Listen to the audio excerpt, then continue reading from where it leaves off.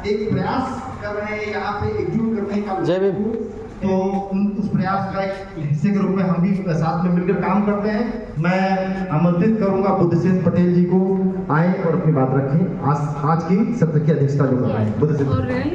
माननीय डॉक्टर मीना साहब और हमारे मध्य प्रदेश के वरिष्ठ वकील माननीय साजिद अली साहब, माननीय मैडम और इस कार्यक्रम में आए हुए हमारे बुजुर्ग नौजवान साथियों, मित्रों, मासूम बच्चों, माताएं और बहनें। साथियों,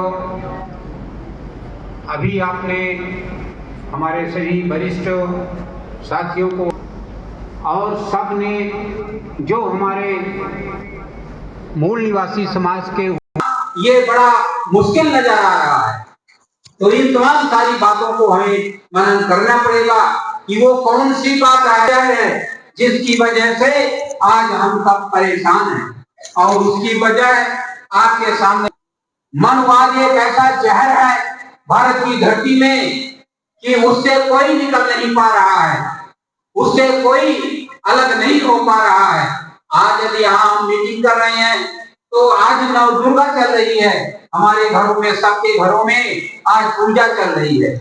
और जब तक आप मनवाद की सेवा करते रहेंगे, जब तक आप मनवाद की पूजा करते रहेंगे, जब तक आप मनवाद की आरती उतारते रहेंगे, तब तक बाबा साहेब के संविधान, समता, सुगमता, बंधुत्व और न्याय की बात अधूरी है। एक क्या कोई ये लगता है कि हमें बाबा साहेब के संविधान की मंशा को पूरी करनी है तो मनवाद से, ब्राह्मणवाद से आपको नाता तोड़ना पड़ेगा, चाहे वो जिस तरह का नाता हो। हमारा कोई मित्र नहीं हो सकता। हमारे लोग भूल जाते हैं, जिस आदमी ने मुझे पैरों से लपेटा हो, जिस आदमी ने मेरे सर के ऊपर पेशाब से नहलाया हो, जिस आदमी ने हमारा उन्नयन करके और सड़क पे लातों से कचरा हो, जिस आदमी ने हमारी माँ बहन बेटियों की इज्जत नीलाम किया हो, इन तमाम सारे कारण भरे पड़े हैं। और इन तमाम सारे कारण इसलिए होते हैं कि हम मनवाद को मानते हैं, हम ब्राह्मणवाद को मानते हैं। हमारे देश की प्रथम महिला महामहिम राष्ट्रपति मुर्मू जी अभी यहाँ आके जगन्नाथपुरी में दर्शन करने गई। जो भारत की प्रथम है, वो जब दर्शन करने जाती हैं, उन्हें दरवाजे में रोक दिया जाता है।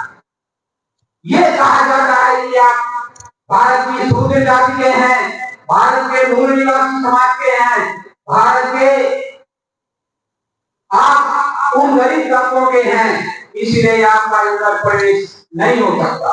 और वो लोग कौन? जो हमारे समाज की सीमाओं, जिन्हें अपना देवी भगवान तक मानते हैं, ऐसे लोग अपमानित हो रहे हैं। इनके पहले महामहिम रामनाथ कोविंद जी गए थे, उनको भी वापस कर दिया गया। अभी हमारे डॉक्टर साहब, हमारे साथी स्वर्गीय बाबू जगजीवन राम जी की बात कर रहे थे, मुझे बहुत पूरी तरह से ध्यान है। हमारे इलाहाबाद में ऊंची सी हनुमान जी का मूर्ति है, मंदिर है, वहाँ किसी कार्यक्रम से गए थे इलाहाबाद, तो वो दर्शन करने चले गए।